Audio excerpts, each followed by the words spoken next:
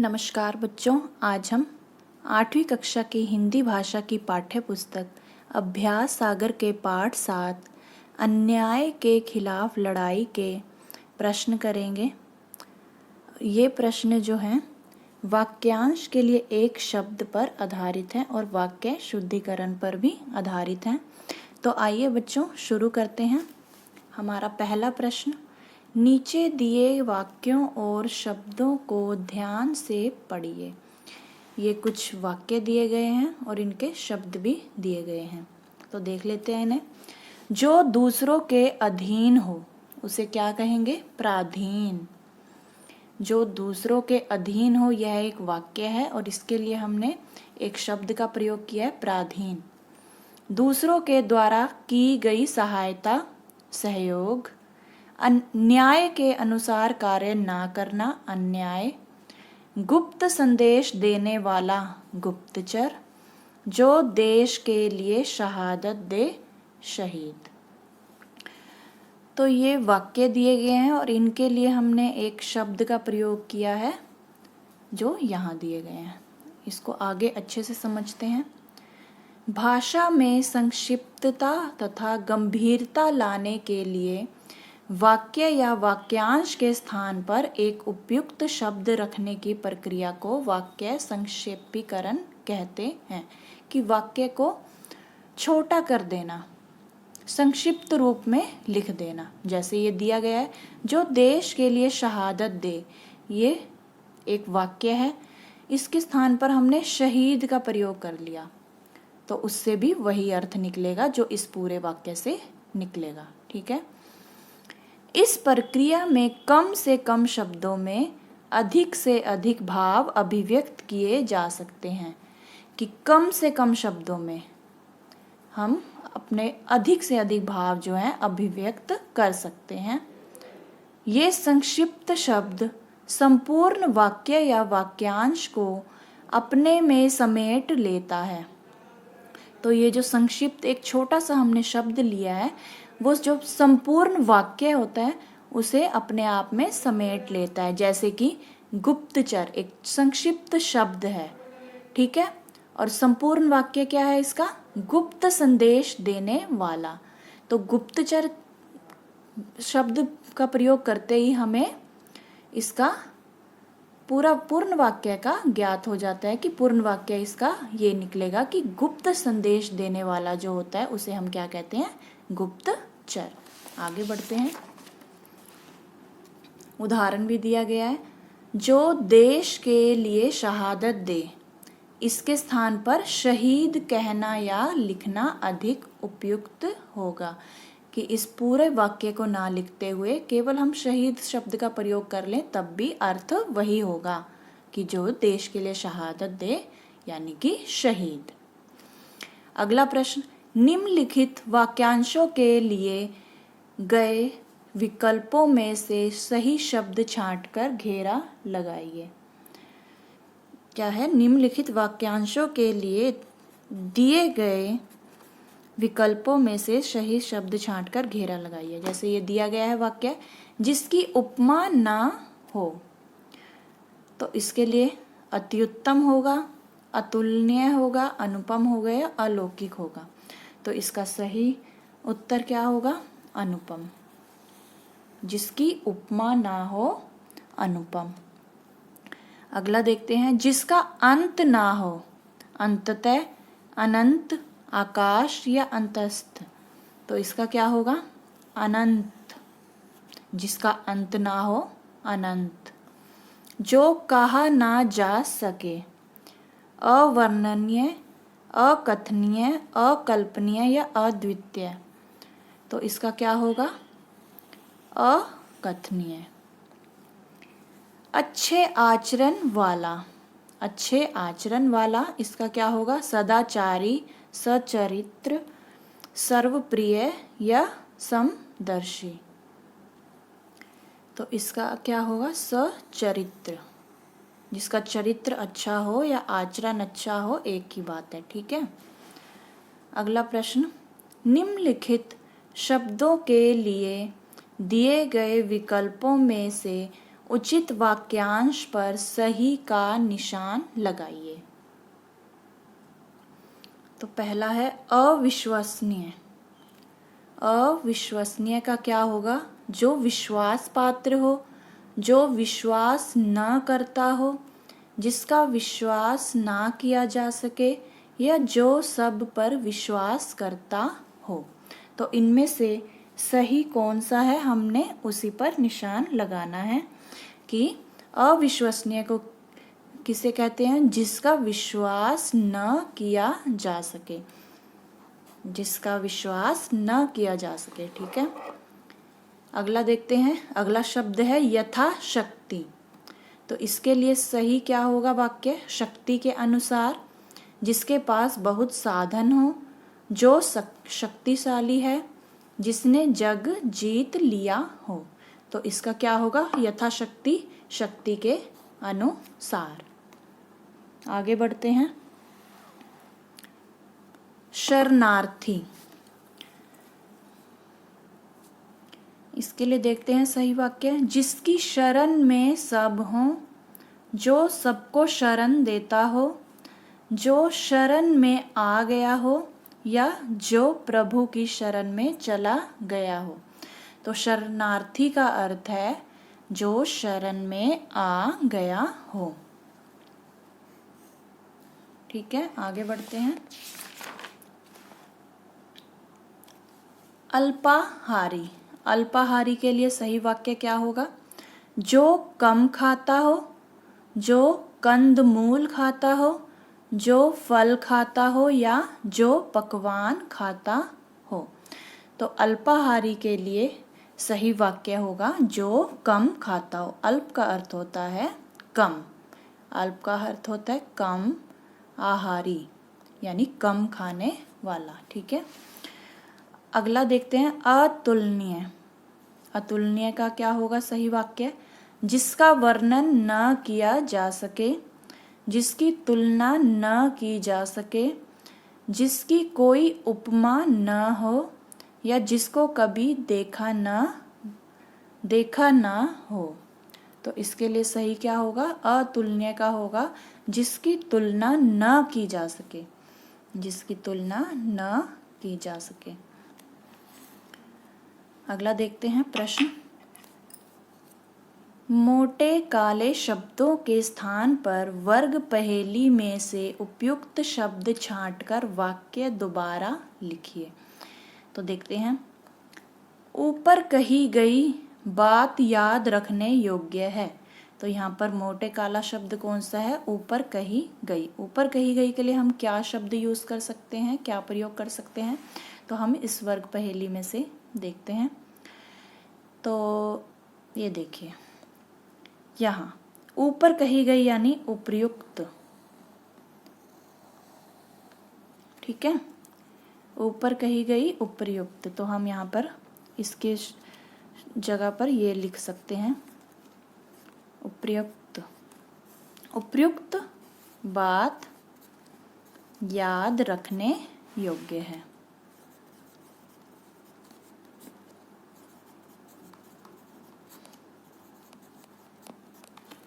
ठीक है, अगला देखते हैं।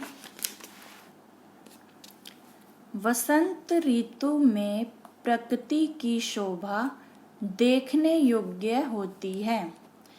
तो देखने योग्य का हम क्या, इसके स्थान पर हम क्या लिख सकते हैं? वर्ग पहेली में से देखते हैं। देखने योग्य यानी कि दर्शनीय, देखने योग्य दर्शनीय। इसके स्थान पर हम, देखने योग्य के स्थान पर हम क्या लिख सकते हैं? दर्शनीय। ठीक है, तो आप यहाँ पर ये पूरा वाक्य लिखकर यहाँ पर देखने योग्य की जगह क्या लिख दीजिएगा? दर्शनीय। बाकी पूरा वाक्य वैसा ही होगा। ठीक है, कि वसंत ऋतु में प्रकृति की शोभा दर्शनीय होती है।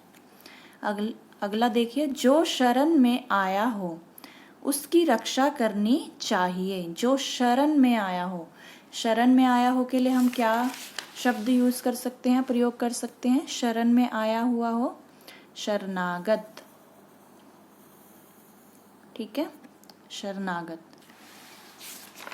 तो यहाँ पर आप जो शरण में आया हो यहाँ पर लिख दीजिएगा शरणागत, और बाकी यही वाक्य है, शरणागत उसकी रक्षा करनी चाहिए, यानी शरणागत की रक्षा करनी चाहिए। बाकी पूरा वाक्य वही होगा। आगे देखते हैं। सीता चित्रकूट में पत्तों की बनी कुटिया में रहती थी। अब यहाँ पर पत्तों की बनी कुटिया, इसके लिए हमें एक शब्द का प्रयोग करना है। जैसे हमने यहाँ पर जो शरण में आया हो इसके लिए शरणागत का प्रयोग किया, वैसे ही पत्तों की बनी कुटिया के लिए हम क्या शब्द का प्रयोग कर सकते हैं, आइए देखते हैं। यहाँ पर देखते हैं पर्णकुटी। पर्णकुटी, ठीक है। पर्णकुटी का अर्थ है पत्तों की बनी कुटिया। तो यहाँ पर सीता चित्रकूट में पर्णकुटी में रहती थी। बाकी पूरा वाक्य वैसे ही होगा। सीता चित्रकूट में पर्णकुटी में रहती थी, ठीक है। अगला देखते हैं। पानी का बुलबुला क्षण भर में नष्ट होने वाला है। क्षण भर में नष्ट होने वाला, जो क्षण भर में नष्ट हो जाए उसके लिए हम एक शब्द का क्या प्रयोग कर सकते हैं। यहाँ पर देखते हैं क्षणभंगुर। क्षणभंगुर, ठीक है, क्षणभंगुर। तो यहाँ पर हम क्या लिखेंगे, इस पूरे इसके स्थान पर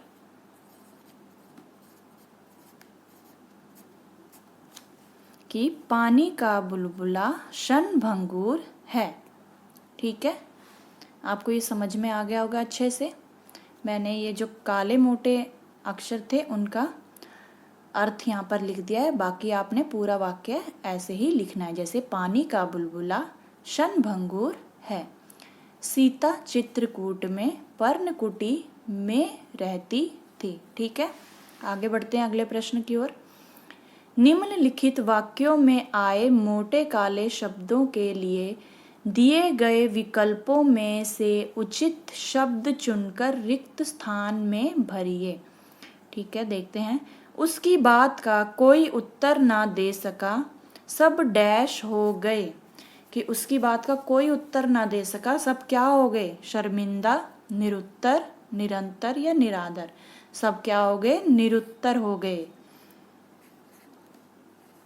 कि कोई भी जवाब नहीं दे सका, सब निरुत्तर हो गए, ठीक है। आगे बढ़ते हैं। जो आकाश में विचरने वाला है वह डैश है। आकाश में विचरने वाला तो कौन होगा, जलचर, आकाशमार्गी, आकाशवासी या नभचर। तो यहाँ पर होगा नभचर।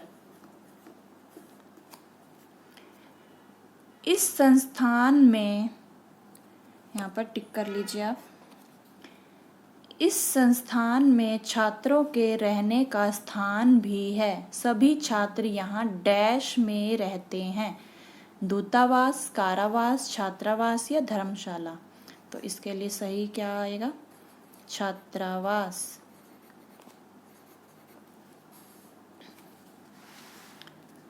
जो इतना कम खाता हो उस डैश के साथ दावत में जाना बेकार है। अल्पाहार, अल्पाहारी, मितहार या मितहारी।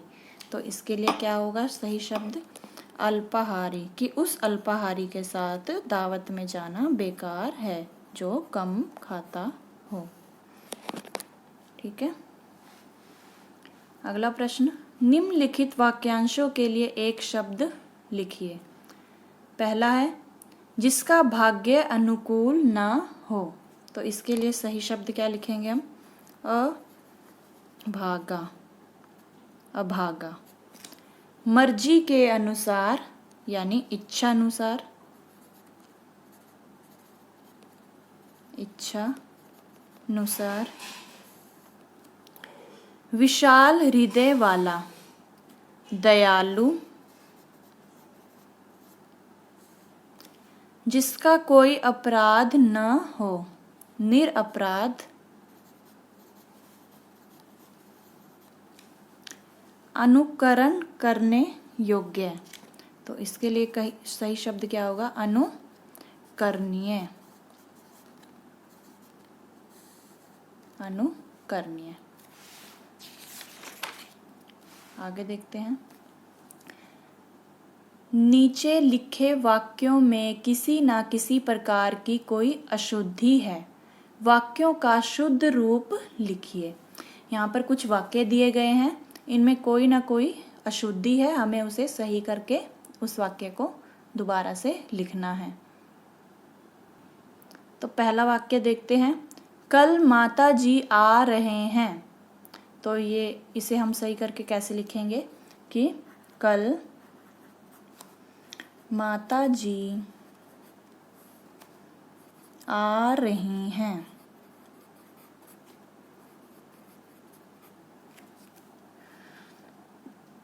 अगला देखते हैं, मैं आपका दर्शन करने आया है। तो इसे सही करके कैसे लिखेंगे कि मैं आपके दर्शन करने आया हूँ, मैं आपके दर्शन करने आया हूँ। अगला, अनेकों स्त्री पुरुष वहाँ आए थे। तो इसमें क्या होगा कि अनेक स्त्री पुरुष वहाँ आए थे, अनेक स्त्री पुरुष वहाँ आए थे। दुष्टों के भय से डरो मत। तो इसे सही करके कैसे लिखेंगे? दुष्टों के भय से मत डरो। उसे लगभग पूरे अंक प्राप्त हुए। तो इस वाक्य में पूरे अंक प्राप्त हुए, तो इसमें लगभग लगाने की आवश्यकता नहीं है। उसे पूरे अंक प्राप्त हुए। करीम देखने गया है सिनेमा। करीम सिनेमा देखने गया है। एक गीतों की पुस्तक ला दीजिए। तो इसे सही करके क्या लिखेंगे? गीतों की एक पुस्तक ला दीजिए। आगे बढ़ते हैं। कृपया हमारी बात सुनने की कृपा करें। तो कृपया हमारी बात सुने।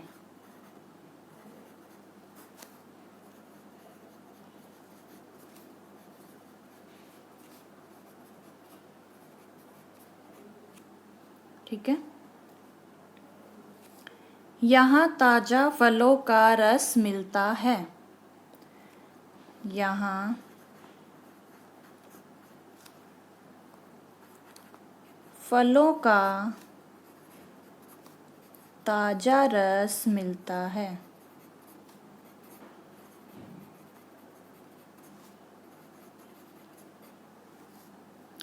रोगी को काटकर सेब खिलाओ।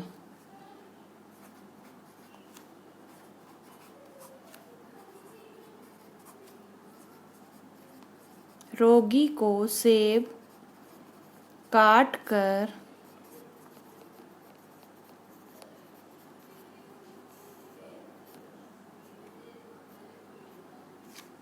ठीक है।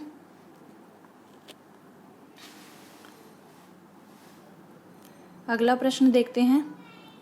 निम्नलिखित विकल्पों में से सही विकल्प यानी कि शुद्ध वाक्य को छांटकर सही का निशान लगाइए। कि इन चारों में से ये चार तरह से दिए गए हैं, एक ही वाक्य को चार तरह से लिखा गया है, तो हमें जो सही है, शुद्ध रूप है, उसे उसके आगे सही का निशान लगाना है। तो देखते हैं। यहाँ लोग ईमानदार और उदार रहते हैं। ईमानदार और उदार लोग यहाँ रहते हैं। यहाँ ईमानदार और उदार लोग रहते हैं, या ईमानदार और उदार लोग रहते हैं यहाँ। तो इनमें से सही कौन सा होगा? कि यहाँ ईमानदार और उदार लोग रहते हैं। नेताजी भाषण दे रहे हैं। भाषण दे रहे हैं नेताजी। नेताजी भाषण दे रहा है, या दे रहे हैं भाषण नेताजी। तो सही क्या होगा? नेताजी भाषण दे रहे हैं। उसकी आवाज़ कान में सुनाई पड़ी। उसकी आवाज़ सुनाई पड़ी। सुनाई पड़ी उसकी आवाज़, या आवाज़ उसकी पड़ी सुनाई। तो इसमें से क्या होगा? कि उसकी आवाज़ सुनाई पड़ी।